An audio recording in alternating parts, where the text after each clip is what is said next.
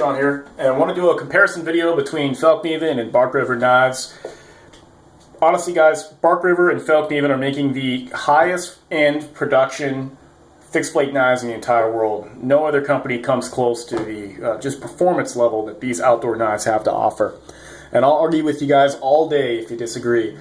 I've used a lot of these fixed blade knives, and I've got to say I've narrowed it down to Bark River and Fallkniven. When it comes to production level, okay, you can definitely get higher end with custom knives, more of what you're looking for. But for my preferences with the outdoor knives, these guys are the kings of fixed blades. So Fallkniven, Bark River, what do we choose? Let's first talk about the steel. The steels on these are very, very high quality. Commonalities with the blades is that they both feature convex grinds. The convex are a little bit more shallow on these versions right here. Convexes are a little bit more bulbous on these bigger Fallkniven knives I have right here. The steels, what really sets them apart, Japanese steel, American steel. Quick little touch up on that is you're not going to find ever any Japanese steel made by American companies. It's just not going to happen. Japanese are very exclusive with their steel. There's never really been a clear explanation of why, but it just is the way it is. Some believe that it could be to protect their culture, their steel industry, the knife making, all that stuff. So these knives are made in Japan. The flagship steel for Fallkniven is going to be the VG10, which I find is an excellent steel. Sharpens like a carbon, a little less tough. You get the laminated construction, where that doesn't do anything for the edge performance. All that does is it prevents the blade from snapping in two from some heavy use, because the core has been hardened to about 59. It's very hard stuff. Bark River's flagship steel is going to be their A2, which is a tool steel. Carbon will rust like a demon on you, but it sharpens like a dream. Sharpens very much like a 1095 or 1095 Crovan, but it doesn't have that malleable, under-hardened issue that 1095 has on the SEs and Beckers and all that stuff. This underperforms. This right here is tougher, and it holds an edge better. It's not as malleable, it won't fold during use, and it sharpens up like a dream. It also has a little bit more carbide formers in there than the regular 1095 and Crovan stuff. So A2 is a phenomenal steel. It's been hardened to about 5860. Great stuff. Love the convex grind on there. A2 is definitely an underrated steel. There's a few other steel lineups that they have. The 3V is probably like the god tier of fixed blade knife steels right now. People are really obsessed about it. I haven't ever tried it, so I'm not too concerned about toughness with a knife, so I've just never really made a push to ever really check it out. But people seem to be very gaga over 3V, and Bark River has a lot of 3V knives in their lineup. Right here I have a Bark River LMAX steel, which is a great knife. This is a Bark River Gunny, much smaller knife. We'll probably have to talk about this in another video. This guy right here, very similar in size dimensions to a more companion. Excellent knife. The LMAX is definitely one of the highest wear-resistant fixed blade knife steels you can get. It still has decent toughness, but we're not talking anywhere near the toughness of A2 or the toughness of VG10. I mean, LMAX, it's tough stuff for what it is. It's a powdered steel with a lot of carbide formers inside there. There's a few other Fallkniven steels, a few other Bark River steels that I don't have. Really what it comes down to when we talk about Japanese steels versus American steels is the Japanese place a higher emphasis on waterstone sharpening. So their steels, they have almost no vanadium in a lot of their steels. The main carbide former in a lot of their steels is molybdenum, much softer carbide former. And so you'll find that the Japanese steels seem to sharpen with more ease when we're talking stainless to stainless, okay? This right here is a carbon steel, so it's inherently going to sharpen much easier than all the steels we have right up here.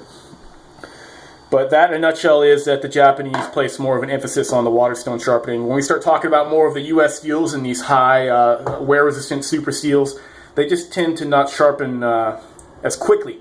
They'll definitely sharpen up great. I mean, I love the heat treats and stuff on the Bark River stuff, but they definitely take a little bit more time to sharpen, as well as proper abrasives to make sure you're getting the best edge on there, as well as in a decent amount of time. Otherwise, all you're going to do is just burnish to the edge, which is just move the metal versus abrade it. We'll talk about that in another video too. So, in a nutshell, choosing between a Fallkniven and Bark River, for me, I choose the Bark River stuff because I love the way it looks. The pure beauty and aesthetics of Bark River's knives is phenomenal. Fallkniven stuff I choose just for the pure performance and simplicity, and the fact that it's very low maintenance for when you're actually in the field doing wilderness activities. You find yourself doing less maintenance on your knife and more cutting with your knife. For that reason, the Bark River stuff I find I actually don't use as much as the Fallknivens, because in reality I seem to baby it a little more because I just love the way it looks. I'm a little more gentle with them. They'll take as much punishment, etc. But the thing is, for me personally, it gets to a point where a knife gets so beautiful that I just don't feel as inclined to use it. Versus the Fallkniven stuff, you know, it's not as attractive as the Bark River stuff. But for me, that's a good thing because I'm more inclined to use it. And that even translates to the sheaths here. I mean, the Fallkniven sheaths are god-awful. I mean, when it comes to looks, the appearance of these sheaths are horrible. But the thing is, they are absolutely waterproof. They have rattle to them. But that's actually a good thing for a wilderness knife, because when these things get absolutely dirty and you wipe your knife off on your dirty clothes that are covered in dirt and you're soaked from the rain, then you don't have to worry about all those dirt and debris clogging up your knife and making it so you can't pull it out or put it away, as well as scratch up your blade, okay?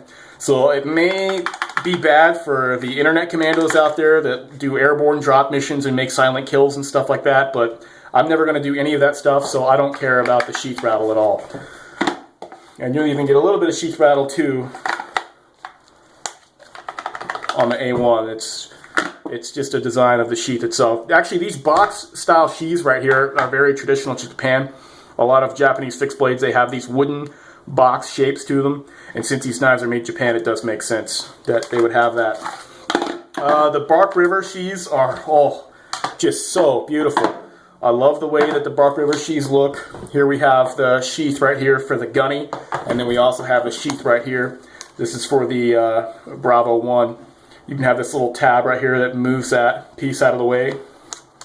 Very nice sheath, thick welt, double stitch, loop for ferro rod, dangle construction. Very nice. The problem is that when you're absolutely soaked and dirty from it just pissing rain on you and all your stuff is completely soaked, you're exhausted, you hiked in 15 miles to get out to the wilderness to do some work, well, this is going to rust like a demon. This is going to hold some moisture to it, and unless you're constantly wiping off your blade with the one piece of dry cloth you have on you, you're going to get some rust on your blade. You're going to have to do constant maintenance. So this is more of my summer knife right here. Beautiful sheaths, but they just aren't as, maintenance-free as the Fallkniven stuff. This is one with the waterproofing treatment. You can see it should have been the same color as this sheath over here, but that waterproof treatment really darkens up the sheath. This one's friction fit. Fits in there real nice. Loop construction, single stitch. Very nice, but even with this, it's still going to, eventually, it's going to absorb some water. So it's never completely waterproof, it's just more water resistant. So if I had to choose between Bark River and Fallkniven, that'd be a really tough choice for me. I really would choose the Bark River stuff over the way it looks, and maybe as more of a collector or just fondling my beautiful blades, I'd probably go with Bark River stuff. If I was just getting out in the field and using my knives all the time, I'd probably just stick with the Fallkniven stuff if I had to make a decision between the two. Honestly, I can't choose. I love the Bark River stuff. I love the Fallkniven stuff. But that's really what it would come down to, guys. They both perform very similar. They both are great. Great high-quality knives. It's really tough to choose. You'll find that most people that are really into these really high-end fixed blades will usually have both. They'll maybe have one Fallkniven or maybe one Bark River. Maybe just a bunch of Bark Rivers because they're just so phenomenal. I love all the different handles that they have on there. These have the mosaic pins on there. Just look at that, guys. I go gaga over little features like that. And then the red liners. It's silly, I know, it doesn't help any at all with the performance of the knife, but you know what? Catches my eye. I love the way it looks. Take pride in my knives. It's good stuff. Alright guys, so that's kind of a quick comparison between Fallkniven and Bark River. I hope that helps some of you guys out there that have to make that horrible choice between one or the other instead of just both. But that's it in a nutshell. Stick with me, we'll do some more videos. We'll talk more about knives. I'll talk more about why I believe the can't even talk. The convex grind is superior to something like a saber ground knife like this right here. I'll give you my reasonings behind that. Alright guys, thanks for watching. Take care.